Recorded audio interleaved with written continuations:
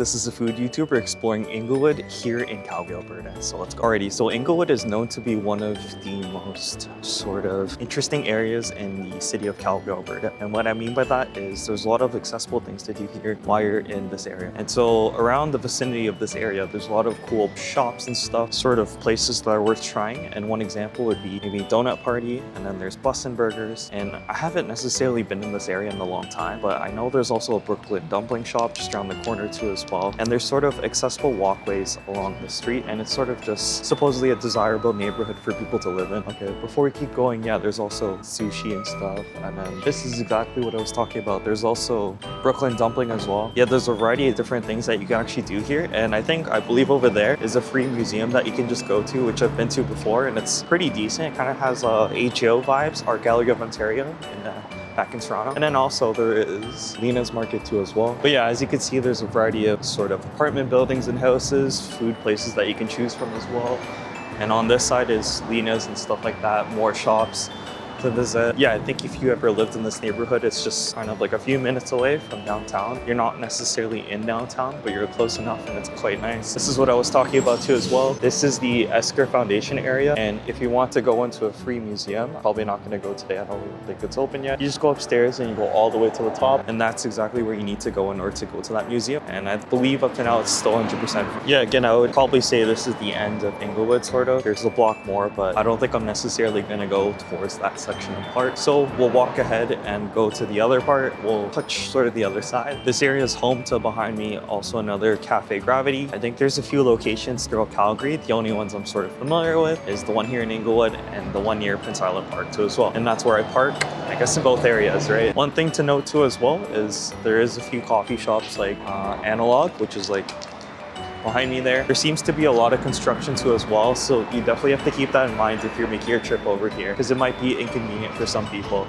Construction over there. Now with the belt, a couple of minute walk and such, this area slowly becomes more and more hipster. As an example, there's a place called Recordland over there. I've been inside it before, and there's a lot of retro, those huge CDs. But yeah, it's a really interesting place to visit for sure. To this area, there's more like boutique shops and stuff. Behind me is a bookstore. I actually went inside there before. It was pretty nice, so I would reckon it's the worth the checkout too as well. But otherwise, yeah, it's a great walk. This whole area isn't too long and far, so if you want to come here, it's not too much trouble for you to sort of invest into. Side note, it looks like this whole area and the pole is crocheted. Alrighty, so as we're continuing to walk towards, I'd say the second half of Inglewood, this area seems a little more sketchy. There is a Vietnamese restaurant, which I think has good reviews. I can't remember specifically, but I guess one of these days we'll go ahead and try that place as well. I want to reach a specific place and then we'll probably circle back, and then that's about it. I feel like in terms of the sketchiness, it's really building dependent. Like some buildings look a lot more sort of run down and not so in kept condition, but others seem a lot more like newer and more developed. So I think generally speaking in Inglewood, you will be safe, and that's pretty good news. I won't be going over there for today, but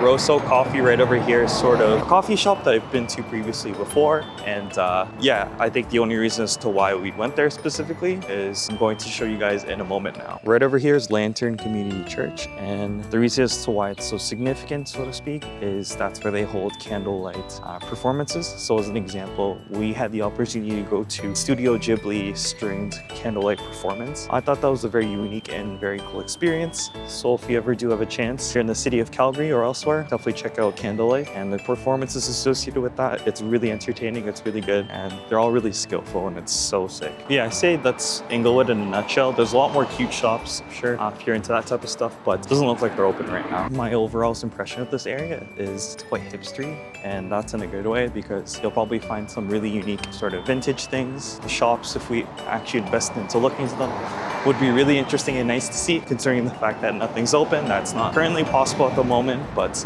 again, some areas are better designed or better looked than others.